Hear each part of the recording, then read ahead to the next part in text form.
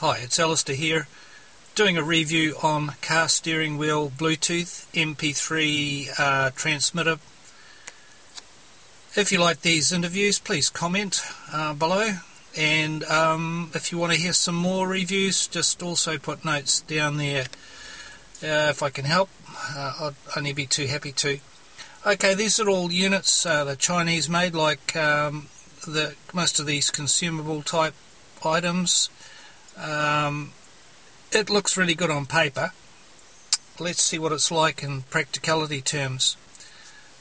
It interfaces really nicely with your car stereo.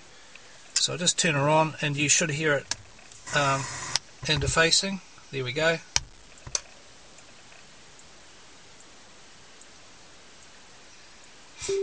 And that's a beep just to say that I've located you and I don't have any Bluetooth connections to myself. The various buttons on the unit, that button there is a call button going to your cell phone. That is can turn the internal speaker off, and that one hangs up. They've also got quite a nice little trick that if you want a conversation in private, you pull this out and put that into your ear. Unfortunately you've got to switch it on when you do that. I believe that as you pull it out, those two contacts there should enable the unit, so that just pulling it out activates it and you pop it into your ear and it takes over the conversation as a private mode. Right, let's turn the thing on I'll just go to my cell phone, and when I press the up button, that turns the Bluetooth on, and it should find, there we are, there's our car. It's found it. Unfortunately there's no macro on this movie camera, so you can't see the icons that clearly. I'll bring it slowly up. No, she's not focusing. So I'll put that up over here on the car, and the screen is not really telling you very much. It doesn't say that there's anything happening there. If I press the call button, it'll start to make a call out. But let's try something else, just for interest's sake.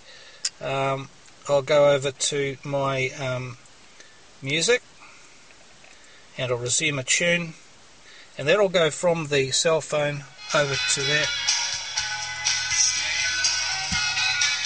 And it's now coming through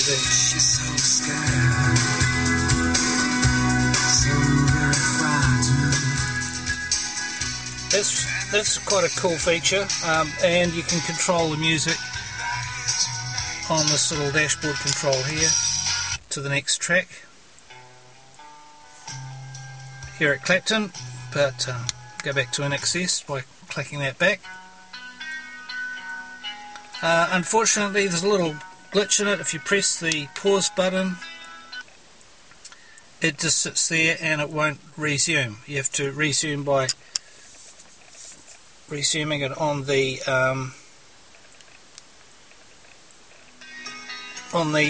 cell phone. So that's a little disadvantage. Okay, now let's say we want to make a call. Press that button there and it'll try and call a number. I'll turn that off. I'll stop it because I don't want it to call any. The disadvantage, one of the big disadvantages, is you've got to I'll go back to my main screen. You've got to actually call from the cell phone. Unless you're redialing a number, then you can just press the call button on this. Now, what's wrong with it, you might ask? Well, unfortunately there are a few things wrong with this unit, and possibly the Chinese will fix it up eventually, but at the moment, if I press the hang up button, that breaks the connection.